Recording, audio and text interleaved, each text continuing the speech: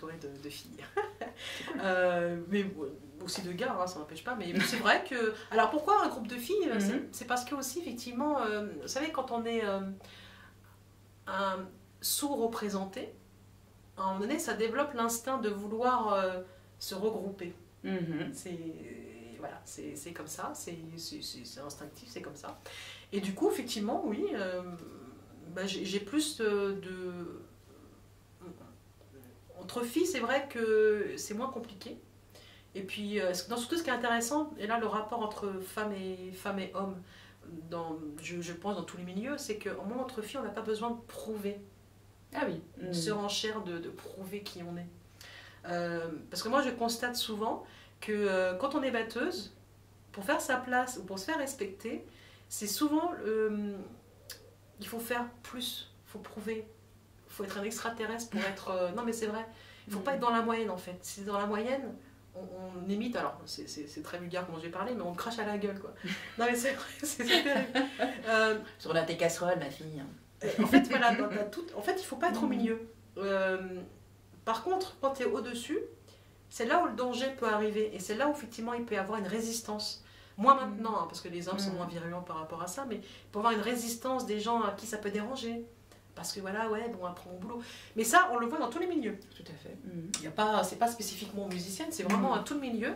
Mais dans la musique, c'est mon milieu. Donc je reconnais que je le vois encore aujourd'hui. Je le vois encore.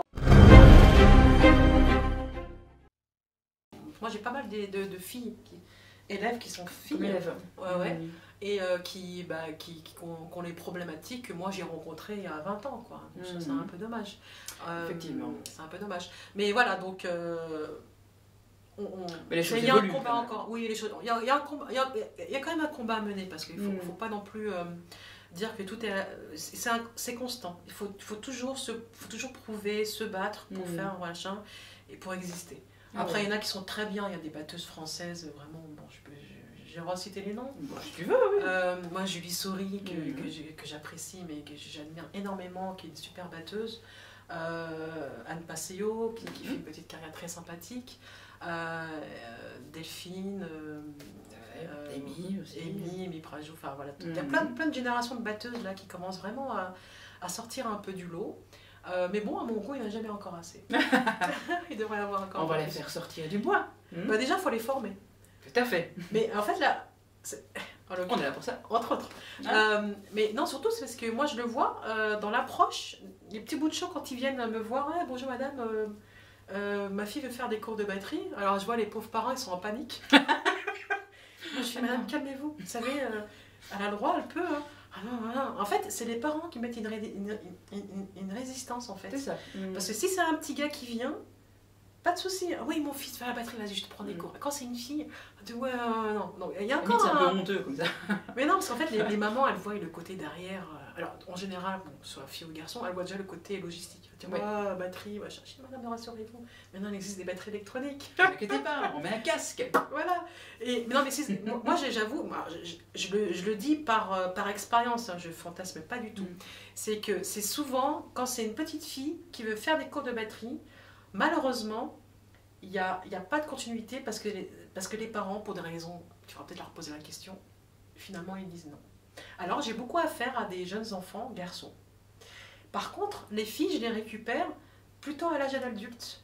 Ah oui. Ou adolescentes, mais adolescentes, allez, 16, 18 ans, tout ça. Mais surtout des adultes. Alors j'adore mon métier puisque du coup je rencontre beaucoup de femmes, mais c'est des femmes finalement qui me disent, moi j'aurais aimé faire la batterie quand j'étais petite, mais j'ai pas pu pour des raisons XY, et c'est dans le tard qu'elles se disent, voilà, j'ai envie de le faire, parce que j'ai toujours voulu le faire, et là c'est un plaisir immense, parce qu'elles sont super volontaires. Tout à fait. Et je crée vraiment des relations, même limite amicales avec ces femmes-là, parce qu'on partage vraiment quelque chose de très fort. Une résonance, quoi. Une résonance, et dont moi je leur donne l'exemple, c'est possible, parce que je suis une femme, et j'en ai fait mon métier, donc limite, t'as raison, c'est juste un choix de vie.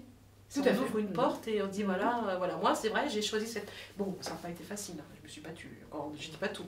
Parce que sinon, ça solo là, c'est une vraie histoire, il y a tout, hein. Il y a la passion, l'amour, la violence. Je reviendrai pour une deuxième interview. Ça vaudrait. Les dessous d'Aïcha. Pardon. C'est pas grave. Je te pardonne.